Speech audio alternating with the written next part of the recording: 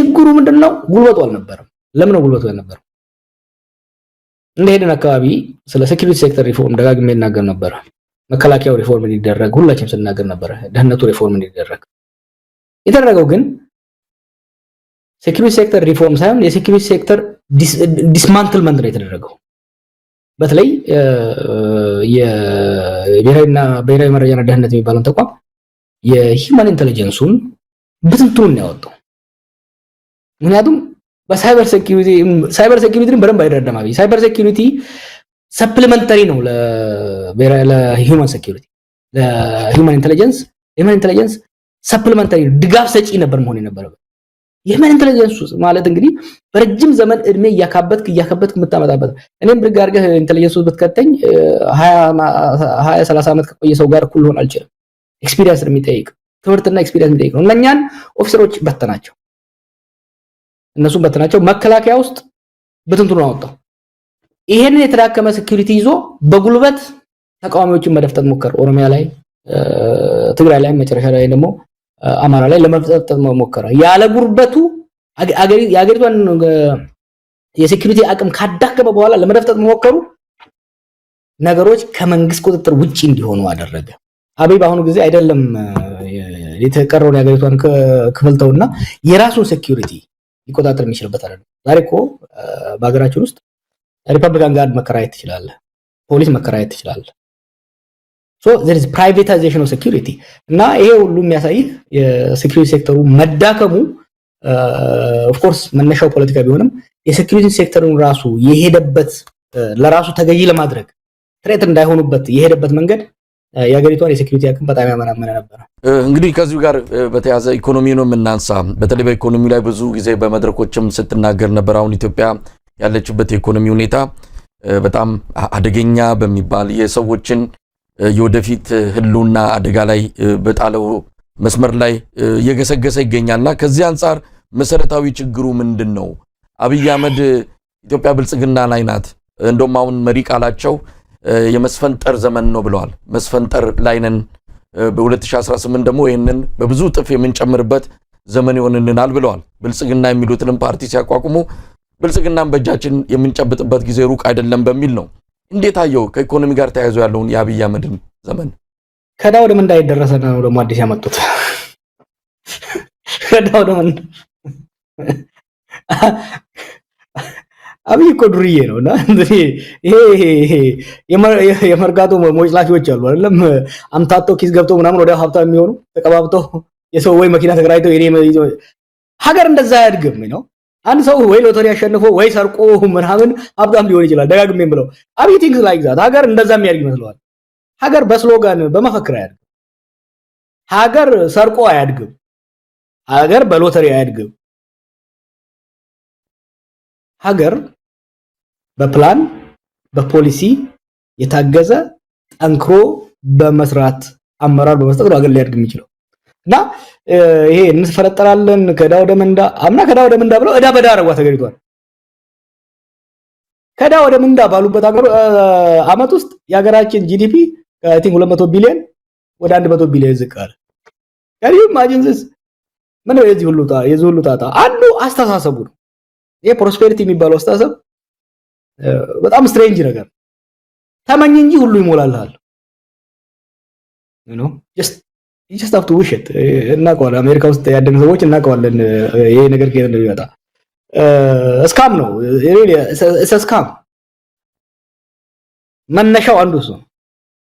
ኢኮኖሚ እንዴት ያመነመነው? ቅድም እንዳልኩ የመንግስትን አቅም ካመናመነ በኋላ የፖለቲካውን ችግር በፖለቲካው መፍታት ይልቅ በዛ በተዳቀመ መንግስታዊ አቅም ወደ ጦርነት ገባ። ወደ ጦርነት ሲገባ ጦርነቱ የሀገሪቷን ኢኮኖሚ በላው። ከ60 እስከ 100 ቢሊዮን ዶላር የሚሆን በትግራይ ጦርነት፣ በአማራ ጦርነት፣ በኦሮሚያ ጦርነት ዲስትሮይ ያደረገው የመሰረተ ልማት መውደም፣ የውጪ ኢንቨስትመንት መጥፋት፣ ሁሉም ተደማምረው መጡ። ከዛ የተረፈችው ምን ቢያደርግ ይሻላል? ትንሽ የቀረሰችው ነበር በለጀ ላይ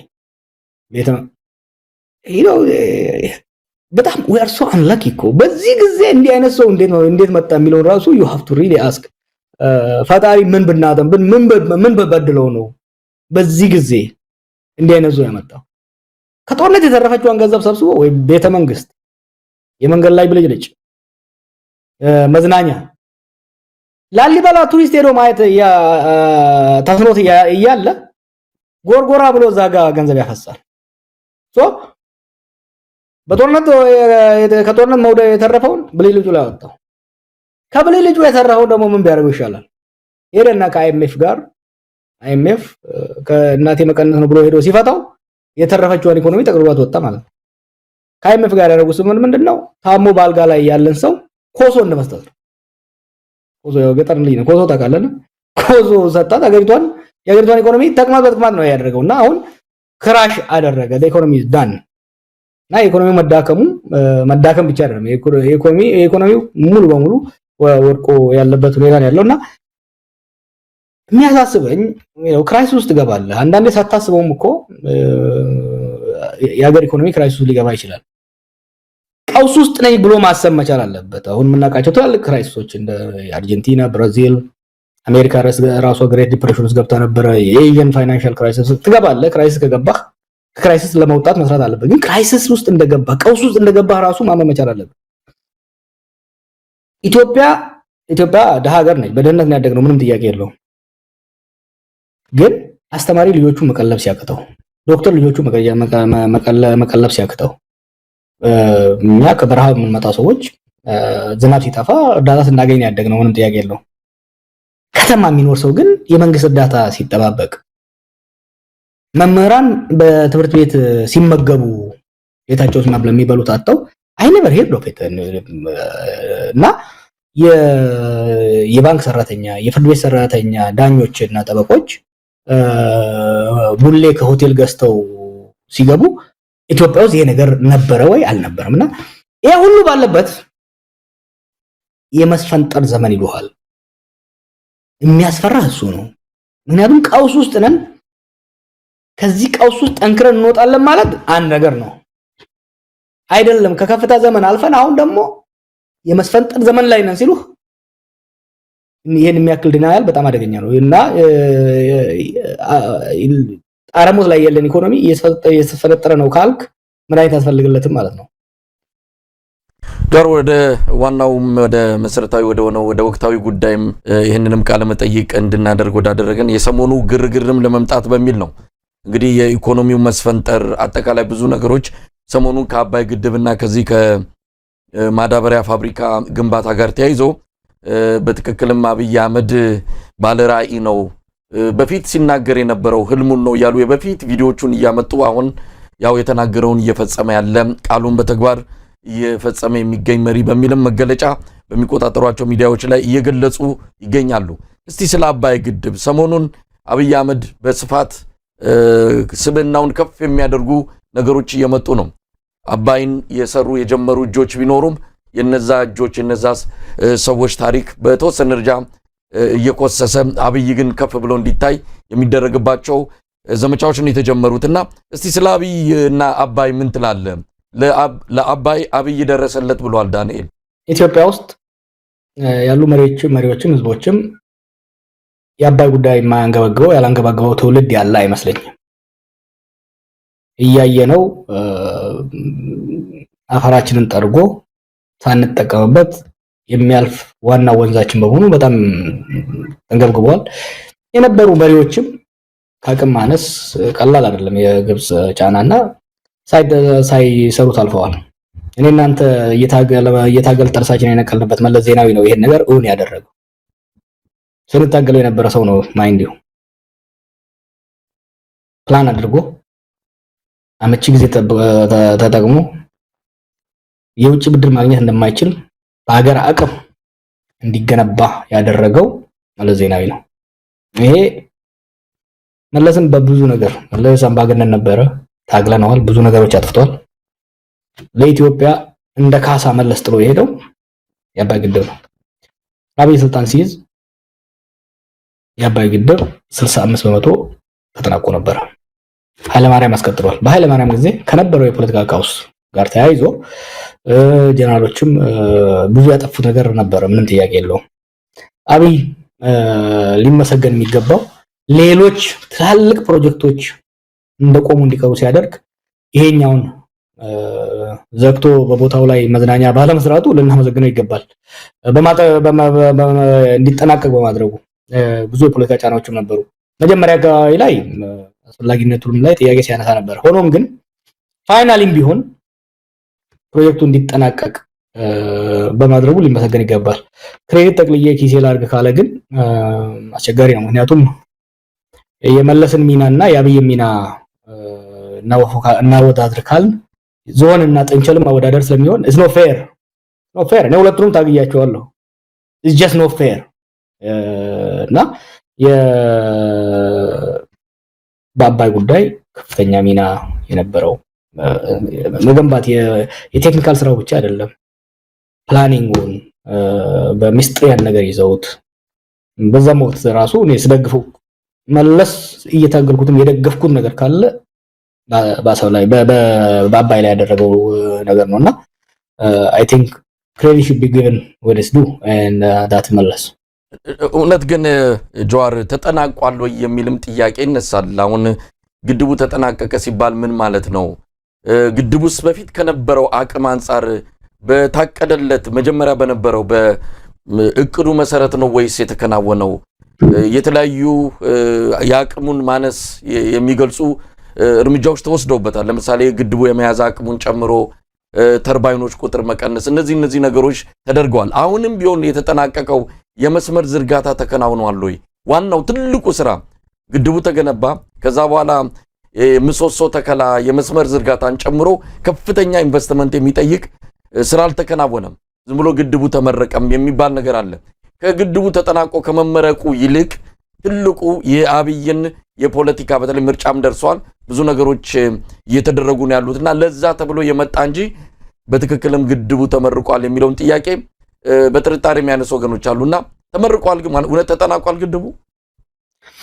እሱን ጥያቄ ለባለሙያዎች ተዋዋለሁ። አንዳንዴ እኮ አልሐምዱሊላህ ማለት አለበት ትንሿን ነገር። እኔ አብይ ሲያጠፋ እንጂ ሲያለማ አይቼ ስለማላቅ ትንሽ ነገር ሲያለማ እሷንም እኔ ፍራቻ ነበር፣ ደጋግሜ ጽፍ ነበር። ያኔ ተዝካለ የሄዶ ሶሺ ላይ ራሻ ላይ ሄዶ የፈረመው ስምምነት የሀገራችን ዲፕሎማቶች ተረባርበው ተዝካለ ከትራምፕ አማች ጋር አብርሃም ሳኮርድ እኮ ነው ሄዶ የፈረመው። በጣም አደገኛ ለሀገራችን አደገኛ የሚሆን በተለይ ለናይል ጥቅማችን በጣም አደገኛ የሚሆን ስምምነት ራሻ ላይ ሄዶ ከግብጾች ጋር ተፈራረመ። ከዛ በኋላ በአሜሪካ የትሬጀሪ ዲፓርትመንት ስትሬንጅ በሆነ መልኩ ዲፓርትመንት በትሬጀሪ ዲፓርትመንት አደራዳሪነት ነው ያ ነገር የተካሄደው። ያ ነገር ወደፊት ያው ሰዎቹም አሁንም በውጭ ጉዳይ ውስጥ ስላሉ ብዙ ልገባበት አልፈልግም። በብዙ ርብርብ በብዙ ትሬት ነው ከዛ ስምምነት አብይ እንዲወጣ የተደረገው።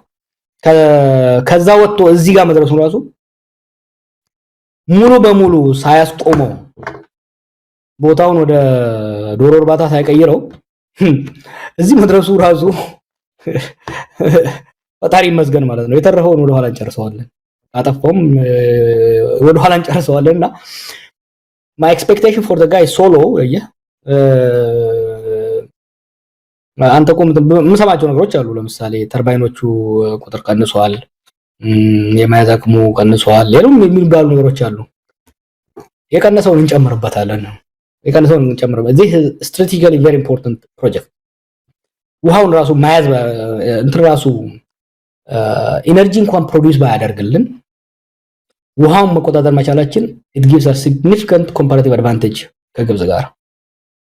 እዛ ይሄ የሜካኒካል ስራው ራሱ ብቻ ተሰርቶ ማለቁ gives us strategic advantage ይሰጠናል። እሱ ወደፊት የሚመጣው አመራር የሚመጣው ትውልድ ደግሞ የመስመር ዝርጋታውንም እያሰፋው ይሄዳል።